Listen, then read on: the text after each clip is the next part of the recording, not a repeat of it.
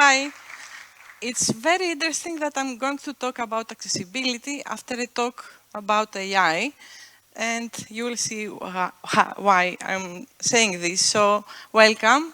Thank you for being there for the third day of Devoxx. So, let's start with a real case scenario of my life. If this works.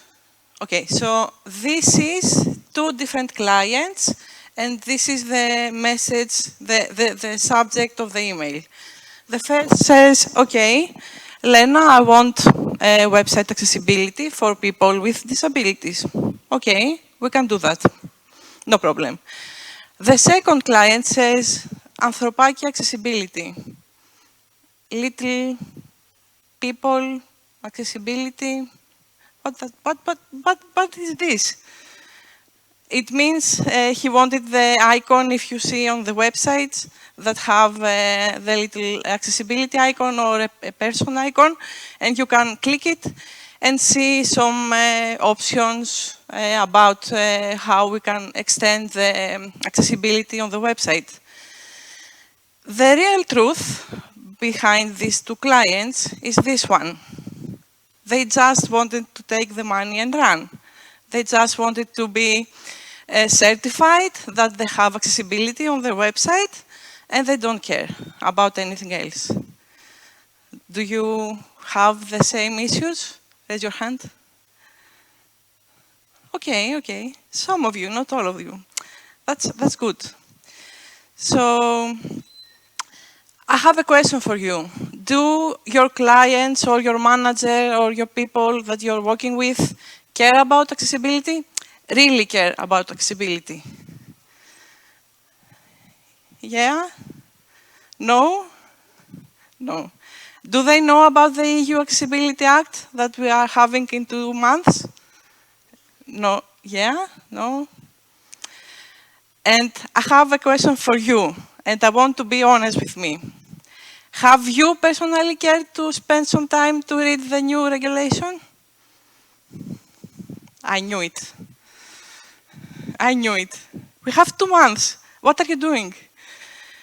So I won't spend a lot of time in my talk to talk about the regulation. The only thing that I wanted to focus on is this word.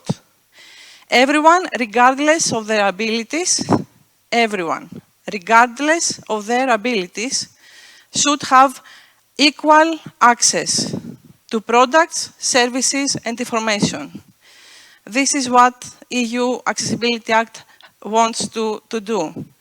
Regardless of their abilities, equal access. If you search, you will see that this regulation will not only be for website, it will be extended in digital products. If you see ATMs, TV equipment, everything that is digital. Services that we are working on, and the key focus is to make it accessible. And let's see some myths about accessibility. For example, accessibility is only for a small number of people. Accessibility only benefits people with permanent disabilities. Accessibility is expensive and time-consuming. I'm sure that you have already discussed this with your teams. Or accessibility, we can do this later. Let's focus on the main things on our product, and let's do this after the launch. Or that is solely the responsibility of you, the developers. Are you the only that has to be responsible for this? No. Or the thing with the icon that I mentioned before, that, okay, we will do something, we will do a plugin, or we add something automated, and it will solve our problems. No. And that it's only the legal compliance that we have to discuss about. That's also a no. And my favorite one, accessibility makes designs ugly or boring. The slides later will be, fellow designers, don't hate me about what I'm going to do. So let's see. No, this website doesn't need accessibility audit. No, this red is okay, yeah, right? Let's see another one. oh yes, this doesn't need anything to do with accessibility. It's perfect. It's the perfect design we can do. Another one. This is perfect. It's for an award. Doesn't need any accessibility. Yes? No. No. This is something that we are struggling a lot because we have a design aesthetic right now, which is the brutalistic design. This is what we are doing, and it's not very good, either for accessibility or either for any other reasons. So let's go to the basics. Accessibility is the principle that we say that every product that we are using should be accessible for as many people as possible. They don't say for permanent disabilities, they say for people, they say for as many as possible. So I don't spend a lot of time on this, but just to extend on this topic. For example, we say visual disabilities. We are not talking about complete blindness. We are talking about low vision. We are talking about color blindness. We are talking about people like me that we are wearing glasses. Auditory disabilities is people not only profound deafness, but they can have some minor issues with their hearing, or motor disability, or cognitive disability that's more, let's say, increasing than the previous years. Learning disabilities, intellectual disabilities, ADHD, autism, spectrum disorder, or any other aspect on this disability. Neurological disabilities, epilepsy, Parkinson, or anything else. So you can understand that we are extending a bit what accessibility means and for who people, for which people. So another thing that I haven't really think about it, but as I was studying about this, it made me think about more, is that when a person has a disability or when it has a permanent disability, sometimes they don't have only one. For example, if someone is if someone is blind, he might or they might have something else too. For example, they can be blind and they can be on the autism spectrum. So we shouldn't isolate the disorders, the disabilities, only one by one. It could be combined. And I will extend more this topic. Raise your hand if you have broken your leg or your arm at some point. Yeah. I see some people like me wearing glasses, so we are also in this subject. Or let's say that we're having a very hard time working and we are spending a lot of time on our laptop and then we have a headache. Yeah. Or I see some women like me in the audience, we have period every month and we have some specific days that we will have a headache or we are having other problems and we should work. Are these subjects on our topic? Are we have to consider them for accessibility? Yeah.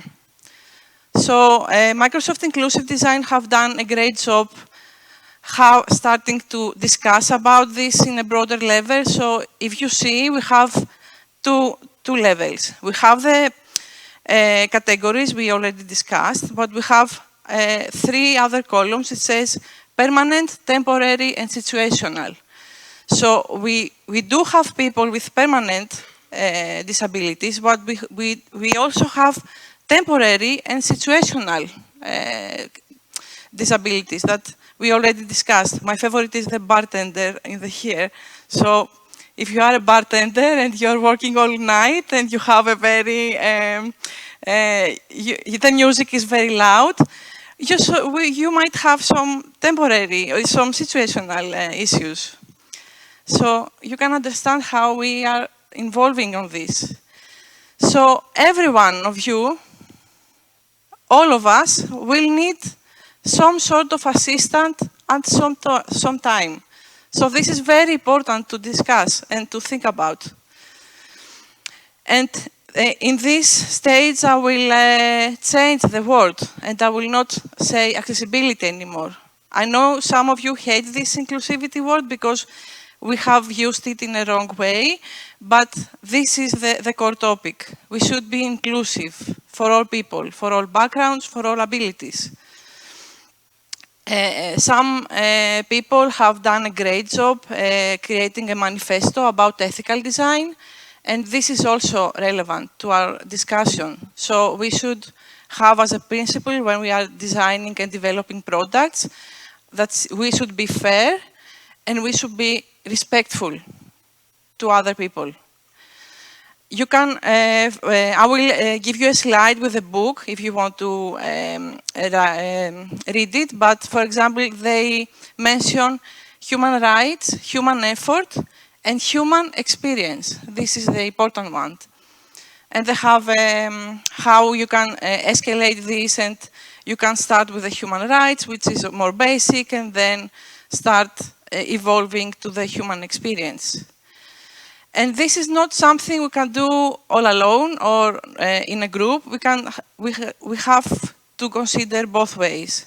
What we are doing in our team, in our company, and what we are doing as individuals, as a designer, as a developer. What we are doing in our everyday life to improve this. Don Normal, which is, let's say, a guru in UX, also changed how he's mentioning things. He's not mentioning user-centered design or human-centered design. At the last couple of years, he says humanity-centered design. And I will combine the AI discussion we have with the previous speaker. So we are here. We have AI, we have all the great tools, but we should consider humanity. And this is something we use a lot in UX, but again, it's the core principles we have to consider both for accessibility and how we develop products.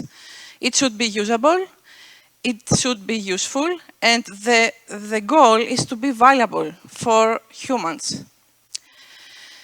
And something that comes to my mind when I talk with people with disabilities, they are eager to help. So we are not totally experts on this topic, and these people are very eager to help. So when you are talking in your company or when you are testing accessibility, please don't wear the expert hat, but bring people with disabilities to give you these ideas. And this is my personal thing that I want to say to you. I know this is a trend right now, but for example, you are very capable engineers. We shouldn't spend time to make some Studio Ghibli-like generators. You can spend some time, this time, to create something that will be useful for other people and other humans. So that's me. I'm Lena. I'm a multidisciplinary designer, and I'm a head of web department at SAE. You can find me also on Spotify. I have a podcast where I discuss with you, developers and engineers. And thank you.